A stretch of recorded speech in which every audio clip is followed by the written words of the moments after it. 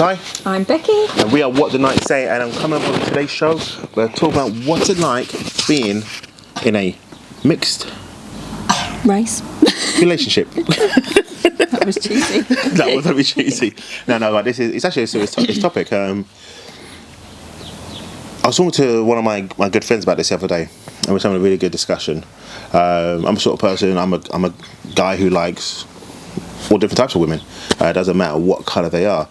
And as we was talking about this, it's like, what's it like? My friends been with different types of girls as well, or different colours or race, whatever we want to talk about it. Because I don't think this way. It's quite a strange thing of how do I classify it.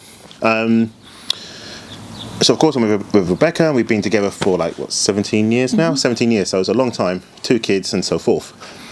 But even in my early days, I could talk about my experience, what's it like, and then I guess Rebecca will talk about what her preference is. Of course, me.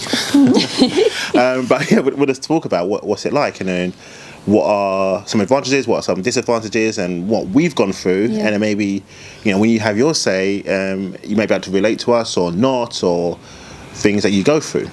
I remember being younger, and I'm 40 this year, so being an 80s kid and growing up in the 90s and so forth, and I'd been in school.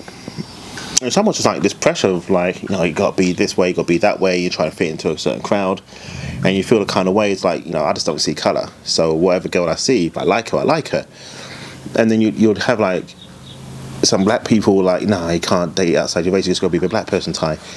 And then you like someone and you want to date the person, but you can't, whether she's white or Asian. And it's it was so hard to distinguish yourself. And then the older I got, I started thinking for myself, and it became clear whoever I fancied is who I date. But then there's the other side of it. You may fancy that person, but what if that person, that girl, is going to go through the same thing in her household or friends as well?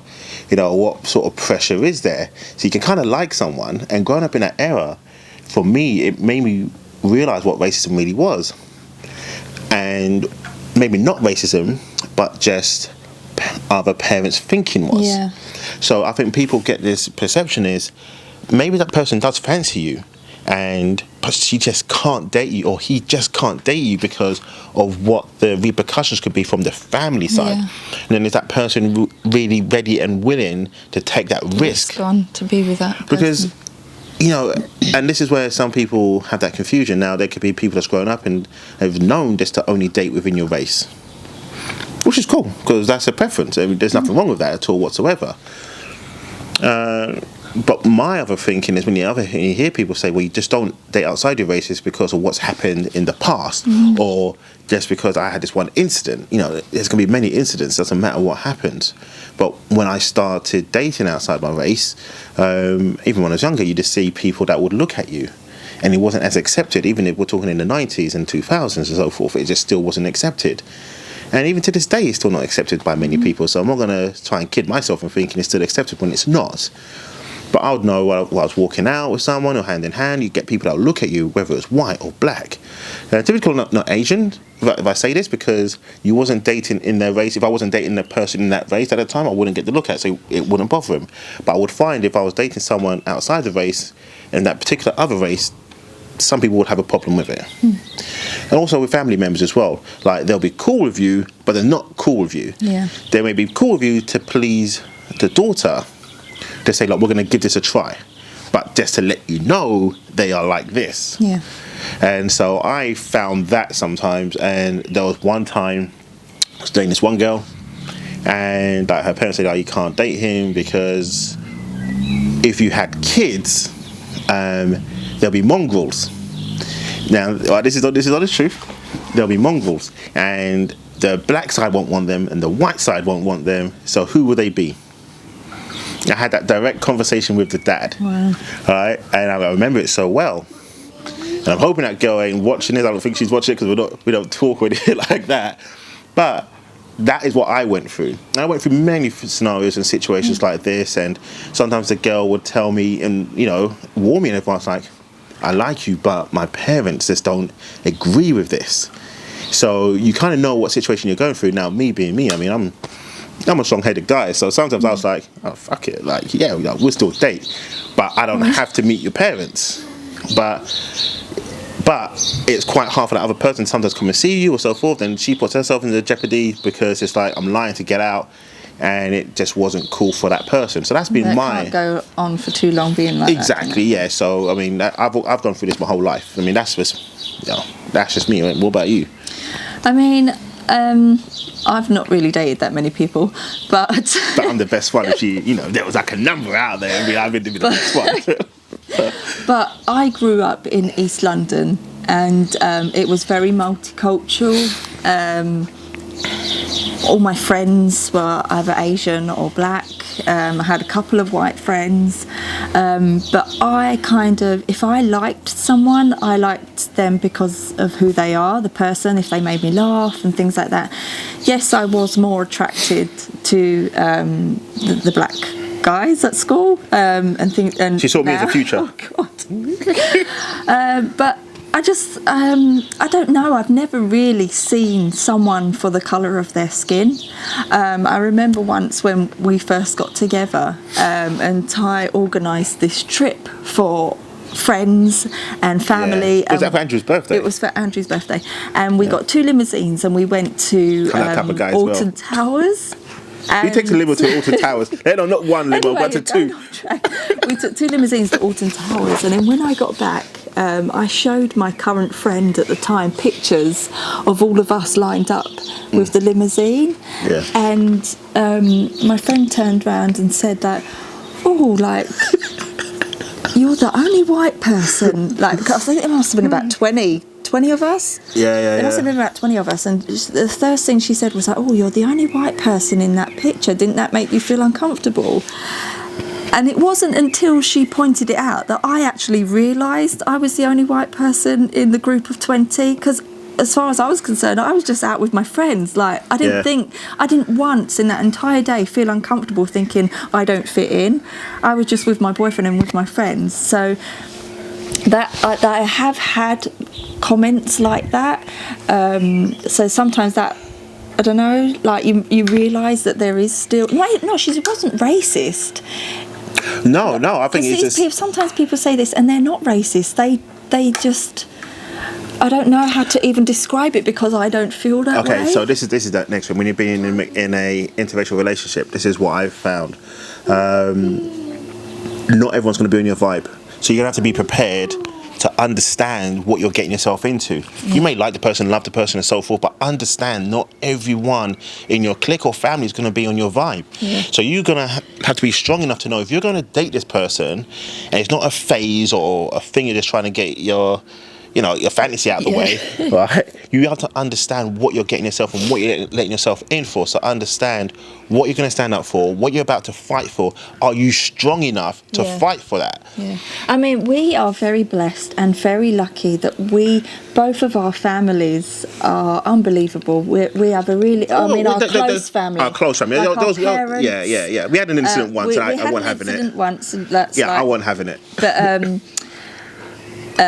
Thai side, just like to put out.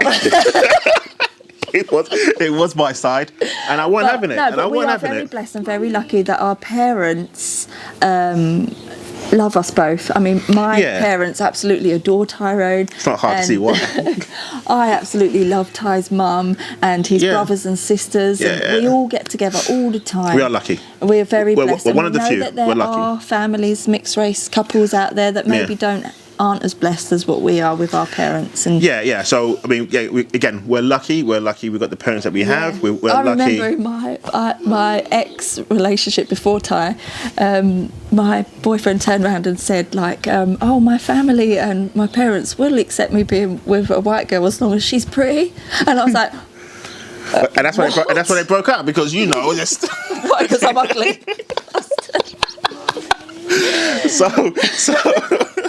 So look, guys. I mean, if you're prepared and you're looking to get into an interracial relationship, one thing I would say is, first of all, maybe you might want to have a conversation with either your parents or your friends, because that will give you an idea of what you're going to put yourself into.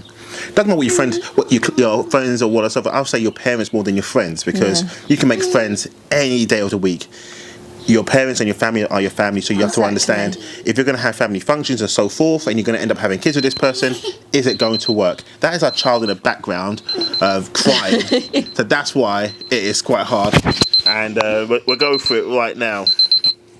So here she comes. This is Savannah, proper mummy's girl. So yes, we have 2 children as well. But anyway, guys, if you're looking to do this and you are serious about the person that you love, you got to understand, is it going to work? Is it going to last? And is it worth fighting for? So anyway, we need to wrap this up now because she's coming to interrupt this. And we promised her we'll make her brownies, what Rebecca did. Yeah, if we can do one more video. So we are going to do another film. We are going to do another debate on this. And it's how we raise mixed race children. And there's 2 sides to this for sure. There's 2 sides. There's definitely 2 sides to this for sure. But to round things up, we absolutely love being in a mixed race relationship. That's not a fashion. It's not like a term. No, it's not, but I mean, I love it because just learning culturally, there's cultural differences. I still can't cook rice and peas. There's a cultural difference being in a mixed relationship, but I also think it's a good thing because you get to see things from different perspectives, different upbringings, and you're bringing 2 worlds into one. Now, don't get me wrong, you can still be black and you can still be one from the Caribbean and one from Africa. It's still 2 different cultures. You can both be white, and just because of the colour of your skin doesn't stop the prejudice as well. So forget there's racism, there's prejudice as well. And so there's 2 ways you can look at this, and 2 ways you have to decide, is your world compatible and is it worth fighting for?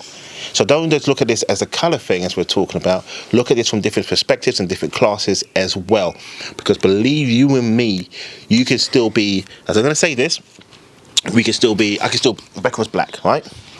And let's say, for instance, Rebecca came from a great stock. I'm going to call this stock. When I say stock, like her parents were, they done well in life. She went to university and so forth.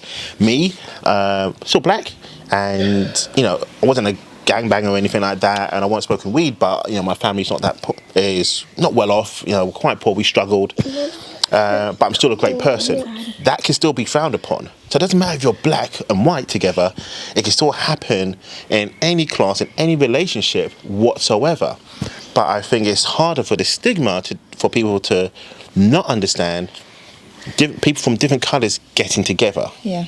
It's still hard being the same colour as the same person and still it not working. For it still not to be working, shall I say. So again on this topic, not to try and waffle on, if you are going to get into a mixed relationship, have a conversation with your family first. Forget your friends, just your family first.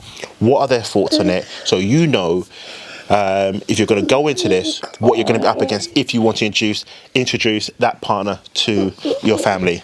We're going to go now because she's getting on my last nerve. She's getting mad. Yeah, she's getting mad, and she's laughing as I say this as well. So, I'm Ty. I'm Becky. And we are What the Night Say. Thanks for watching. Thank you. Bye. See you soon. Bye.